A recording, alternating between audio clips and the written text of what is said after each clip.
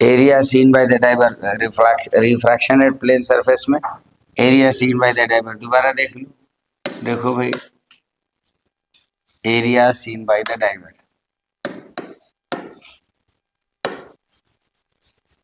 Area scene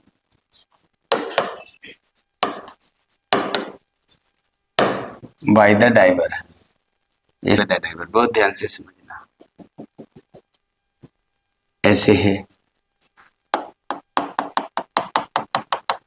मान लो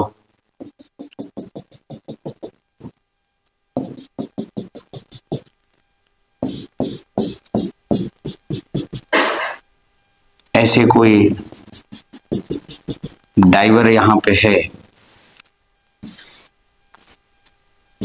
आप चाहे खुद बैठे, अभी यहां से कोई ना कोई लाइट जरूर ऐसी होगी जो बिल्कुल यहां से निकलेगी, सीधे चली जाएगी, अनडिवाइडेड पास करेगी। क्यों? Normal incidence. यहीं से निकलने वाली कोई ना कोई लाइट जरूर ऐसी होगी जो बाउंड्री पर पहुंचेगी और ये क्रिटिकल एंगल पे जाके पहुंचेगी, ये क्रिटिकल एंगल होगा। ऐसे ही इधर भी होगा, ये भी इधर ही चला जाएगा जी, ये ऐसे ऐसे, ये एच डेप्थ पे, राइट। ये डाइवर कितनी एरिया बाहर देख पाएगा? तो ये कि सर्कुलर पैच इसको दिखाई पड़ेगा, ये सर्कुलर पैच दिखाई पड़ेगा, इतने एरिया को बाहर से देख पाएगा जी, राइट। इसी एरिया को कैलकुलेट करना है। तो कैसे सर्कुलर है, इस नाते से ऐसे जैसे इधर गया फिर इधर गया फिर इधर गया, तो ये कोन लाइक स्ट्रक्चर बना ना, उसका जो बेस होगा कोन का, उसी का एरिया क्या होता है? पाई आर स्क्वायर। क्या होता है? पाई आर स्क्वायर। तो लो, ये रेडियस आर है, ये रेडियस आर है, इसका एरिया ए इक्वल टू क्या होगा? पाई आर स्क्वायर। ठीक मेरे साथियों, अब ये जो एरिया है पाई आर स्क्वायर, इसमें से आर निकालना है, तो कैसे निकालें? ये सी, तो ये एंगल भी सी। हम जानते हैं कि sine C equal to, sine C equal to क्या होता है? परपेंडिकुलर अपॉन हाइपोटेन्यूस, और इस वाले केस में 1/n के इक्वल है, परपेंडिकुलर अपॉन हाइपोटेन्यूस होता है साइन सी। यहां पर ये किसके इक्वल है? 1/n के इक्वल है। तो 1/n, ये 1 हो गया और ये क्या हो गया? n हो गया। ये 1 हो गया और ये परपेंडिकुलर बना और ये हाइपोटेन्यूस ये n। तो बेस कितना बन गया जी? अगर हम बेस की बात करते, बेस कितना बन गया? Under root n square minus 1। बोलो, हमने कहा कि जब हम n के टर्म में देख रहे हैं तो परपेंडिकुलर कितना? 1, और बेस कितना है? Under root n square minus 1। और जब हम r और h के टर्म में देख रहे हैं तो परपेंडिकुलर कितना है? r, और बेस कितना है? h।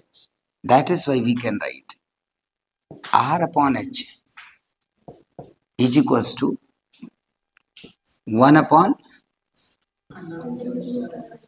Under root n square minus 1। This implies that r is equals to h upon under root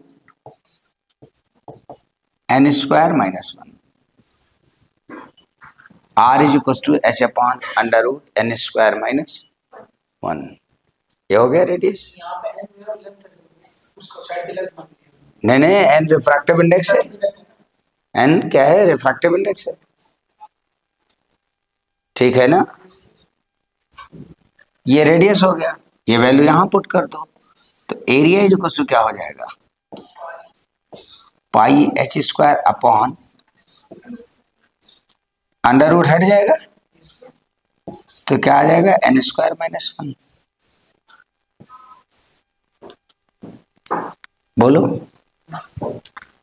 इसी में आगे प्रोसीड, इतना तो इन्होंने डाउट पूछा था, मैंने दोबारा बता दिया।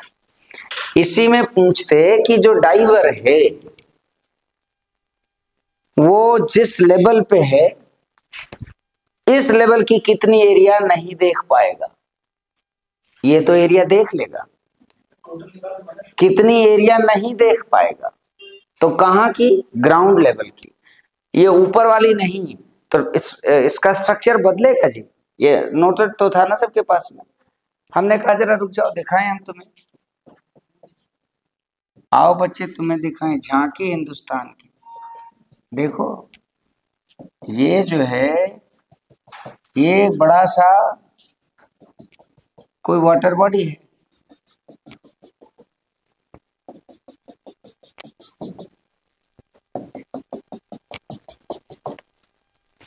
इस वाटर बॉडी में यहां पे मौजूद है कोई डाइवर।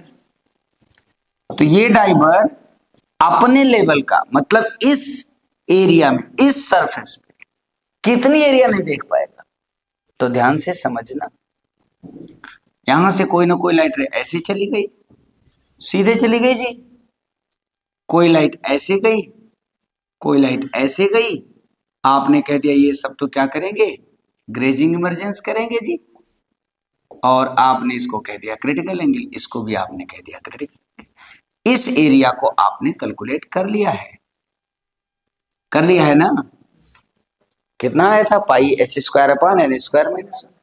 लेकिन मेरे मित्रों बहुत ध्यान से समझना, इस एंगल से थोड़ा भी ज्यादा अगर हमने कोई लाइट रे इंसिडेंट कराई, थोड़ा भी ज्यादा यहां पर कराया, क्रिटिकल एंगल के इक्वल ही मान लेंगे कैलकुलेशन के पॉइंट ऑफ व्यू से।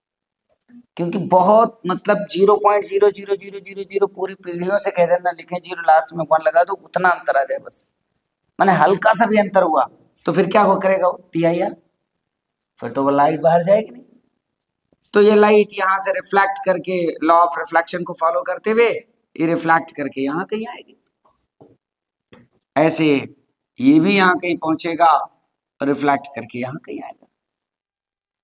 जब लाइट इससे ज्यादा एंगल पे पड़ेगा तो ये यहां जाएगा, यहां की चीज को ये डाइवर देख पाएगा। ऐसे यहां से लाइट पड़ेगी इससे ज्यादा तो यहां की चीज देख पाएगा, लेकिन इसके अंदर कोई चीज होगी उसको नहीं देख पाएगा। समझ पा रहे हो नहीं समझ पा रहे हो भाई? लाइट यहां से जा रही है, अगर यहां लौटेगी तो यहां से भी जाकर के यही लौटेगी, प्रिंसिपल ऑफ रिवर्सिबिलिटी। मतलब ये डाइवर इस एरिया को नहीं देख पाएगा जी,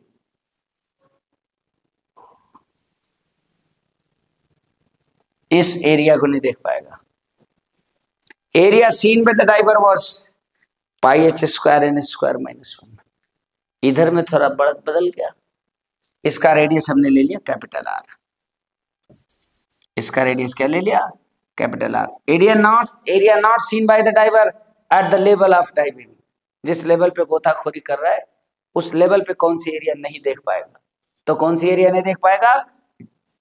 A dash is equal to pi capital R square, pi और कैपिटल R के ऊपर कैपिटल R की वैल्यू यहां से हम मिला करके देखते, सिमेट्रिसिटी कहती है कि ये अगर स्मॉल r है तो ये भी क्या होगा? स्मॉल r होगा। तो पाई इंटू 2 स्मॉल r इसका होल स्क्वायर। बोलो तो ये क्या बन गया जी?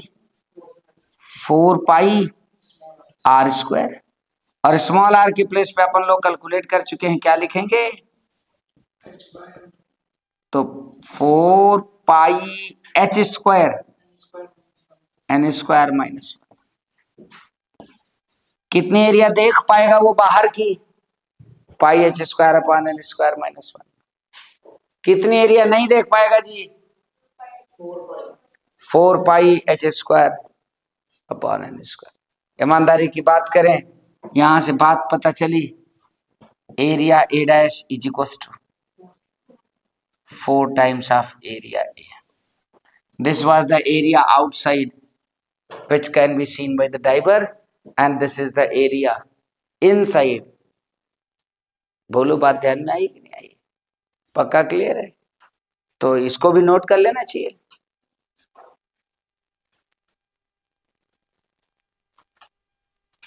प्रिंसिपल ऑफ रिवर्सिबिलिटी अभी इसमें से रह गया था जी।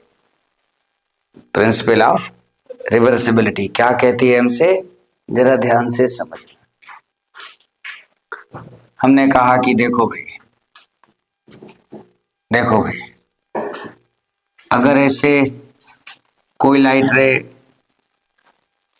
हमने कहा प्रिंसिपल ऑफ रिवर्सिबिलिटी दो कंटेक्स्ट में समझते हैं, एक तो रिफ्लेक्शन को बीच में ला करके और एक केवल रिफ्रैक्शन को ला करके। तो अगर हमने कहा कि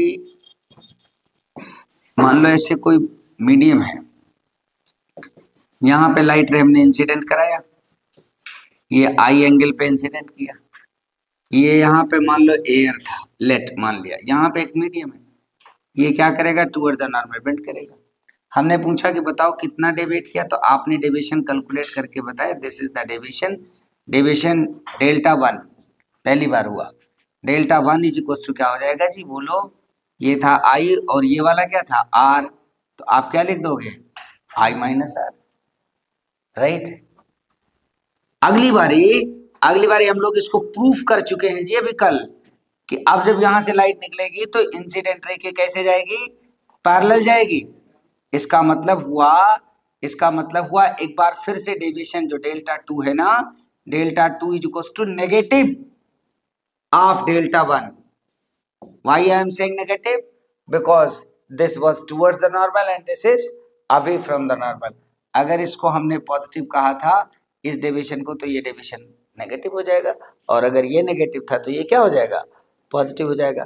मतलब ऑपोजिट हैं दोनों, ठीक। अब इसी बात को principal of reversibility for the refraction context बोलते हैं। इसी बात को बोला क्या, स्नेल्स लॉ, क्या था Snell's law, sine i upon sine r is equal to n2 upon n1, ठीक है ना। हमने कहा कि इसको जरा स्नेल्स लॉ को मॉडिफाई करके इस फॉर्मेट में लिखते कि ये n1 यहाँ का था, एंगल ऑफ इंसिडेंस यहाँ का था, तो हम इसे लिख देते n sin theta is equal to constant, n sin theta is equal to क्या हो गया, कांस्टेंट। यहां से बात पता चली कि अगर हम ऐसे लिखते n21 is equal to n2 upon n1, n2 upon n1, तो n12 इज इक्वल टू क्या हो जाएगा, n1 upon n2, n21 is equal to n2 upon n1, तो n12 is equal to n1 upon n2। ये सब बता चुका हूं जी,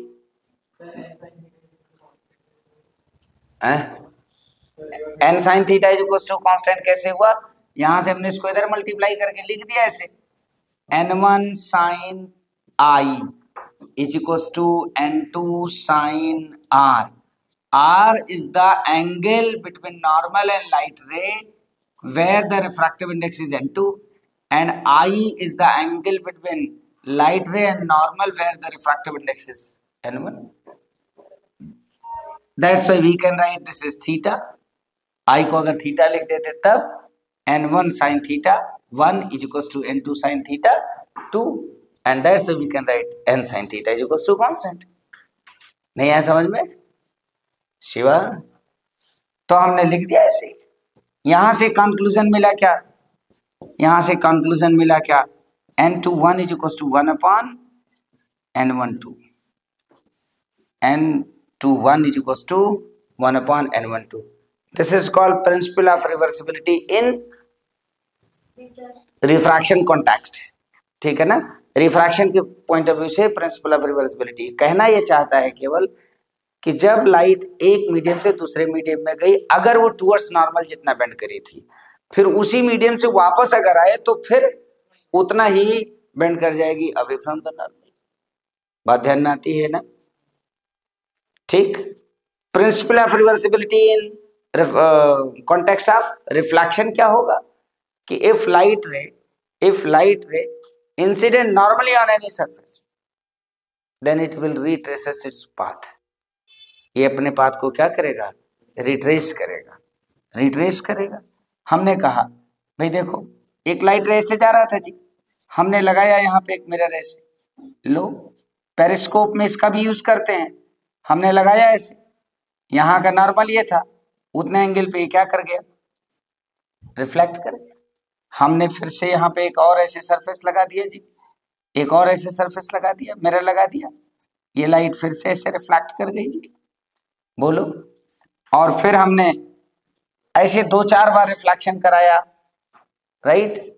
हमें कहीं से लाइट, मान लो इस कमरे में लाइट, हम सनलाइट यहाँ लाना चाहते हैं, then we can take sunlight है विदाउट एनी डायरेक्ट विंडो जी, बिना किसी विंडो के ले सकते हैं। How it is possible? एक बड़ा सा हम बाहर पाइप लाइक स्ट्रक्चर बनाए जिसपे सन का लाइट पड़े, सनलाइट पड़े, फिर उसको हम ऐसे मिरर लगा लगा करके मल्टीपल रिफ्लेक्शन कराते कराते लाइट को घुमाते घुमाते कहाँ पहुंचा दें? कमरे में। तो हमको लगेगा कि उस पाइप लाइक स्ट्रक्चर से सनलाइट निकल रहा है। बात समझ पा रहे हो नहीं समझ पा रहे हो? भाई ये यहाँ रिफ्लेक्ट किया, यहाँ रिफ्लेक्ट किया। कई बार ऐसा हुआ कि जब हम अगर यहाँ पे मिरर लगा के रिफ्लेक्शन करा रहे थे तो एक ड्रॉबैक मिली उसमें। क्या ड्रॉबैक मिली? कि ये मिरर कुछ दिन बाद खराब हो गया, धीमे धीमे सनलाइट पड़ते पड़ते पड़ते उसकी रिफ्लेक्टिंग कैपेसिटी कम हुई, फीका पड़ने लग गया, लाइट की इंटेंसिटी कम होने लग गई। लेकिन हम अगर यहीं पे लेंस लगा देते, पूरा ग्लास भर देते, क्या कराते वहां पे? TIR। हमने पढ़ा है कि TIR के दौरान there is no energy loss, there is no intensity loss, ठीक है ना। पूरी लाइट इधर चली आती। पहले राजा महाराजे के जमाने में, जब ये CCTV जैसा चीज नहीं हुआ करता था, तो तमाम बड़े घरों में, राजा महाराजों के घरों में, राजा साहब अपने पास में गेट के पास, या कोई व्यक्ति, बड़ा व्यक्ति अपने गेट के पास एक ऐसा सिस्टम लगा के रखता कि वहां से लाइट जो भी गेट के पास आया या जहां उनको ऑब्जर्व करना होता वहां पे लगा दिया मिरर, और वहां से लाइट फिर वो एक के बाद इमेज का इमेज बनाते हुए कहाँ तक पहुंचा दिया उसको, जहां बैठ के देख रहे हैं। But drawback was what? यहाँ पे ड्रॉबैक क्या था कि जब हमने यहाँ पे परपेंडिकुलर अगर इंसिडेंट करा दिया ना, तो ये अपने पाथ को क्या कर गया जी? रिट्रेस कर जाएगा। मतलब क्या हुआ? अगर वहां पे मिरर लगा करके हम उस कमरे के बाहर देखना चाहते, उस विंडो के साथ मदद से, हम यहां से अगर उसे देख पाएंगे तो वहां बैठा हुआ व्यक्ति भी हमको देख लेगा। प्रिंसिपल ऑफ रिवर्सिबिलिटी यही तो कह रहा है, नहीं है ध्यान में क्या? कई बार आपने इस बात का अनुभव किया होगा क्या, कि मान लो आप कार में बैठे हो, इसमें से कोई जने कार चलाते हो, कोई चला लेते हो, कोई जने, आप कभी ड्राइव कर रहे हो, तो आपने पीछे बैठे हुए अपने माँ, अपने दीदी, भैया को देखा कि वो कुछ खा रहे हैं, कुछ कर रहे हैं, तो आपने शीशे में देख करके, रेयर में मिरर में देख करके टोका। तब तक वहीं से उन्होंने बगैर टोके ही बगल में बैठे हुए तुम्हारे पप्पा हैं, वो बगल वाली सीट पे, उनको पता नहीं चला, उधर से नैन मटक्का हो गया पीछे वाली सीट से। बात समझ पा रहे हो ना कि क्या हो रहा है? Principal of reversibility. इस शीशे में अगर मैं पीछे वाले को देख रहा हूं तो पीछे वाला भी हमको देख ले रहा है। बात समझ पा रहे हो जो कहना चाह रहे हैं? ये प्रिंसिपल ऑफ रिवर्सिबिलिटी था। अब कंबाइन करके रिफ्लेक्शन और रिफ्रैक्शन दोनों को कंबाइन करके देखते, तो हमने कहा भाई देखो, ऐसे मल्टीपल रिफ्रैक्शन कराया, ऐसे हमने 2-3 मीडियम से ऐसे हमने रिफ्रैक्शन कराया, लाइट यहाँ पड़ी, फिर यह क्या करी, टुवर्ड द नॉर्मल बेंड करी, फिर ये away from the normal bend करी, फिर ये और away from the normal bend करी, वॉट एवर द पाथ, फिर ये टुवर्ड द नॉर्मल बेंड करी, according to the refractive index. ऐसा हो रहा है। हमने यहाँ पे लगा दिया एक मिरर जी, नॉर्मल इंसिडेंस करा दिया। अब क्या होगा? ये अपने पाथ को क्या कर जाएगी? रिट्रेस कर जाएगी। बोलो, बात ध्यान में आती कि नहीं आती? ये है प्रिंसिपल ऑफ रिवर्सिबिलिटी। बोलो, समझ में आया कि नहीं आया? 2 बातें हैं। हमने कहा कि एक मीडियम से दूसरे मीडियम में जाने पर लाइट जितना डेविएट हुई होगी पॉजिटिव डायरेक्शन में, उस मीडियम से वापस आने में उतनी ही क्या करेगी? नेगेटिव डायरेक्शन में। मतलब अगर पहले टुवर्ड्स द नॉर्मल गई होगी तो अब की बार अवे फ्रॉम द नॉर्मल। दूसरी बात बोली, if light ray incident normally then it will retrace its path. अगर लाइट रे नॉर्मल इंसिडेंस करा देंगे तो वो अपने पाथ को क्या करेगी? रिट्रेस करेगी। तो इतनी बात जैसे मन चाहे वैसे अपने लैंग्वेज में नोट करो। ये डायग्राम आपके कॉपी में होना चाहिए, ठीक है ना? तो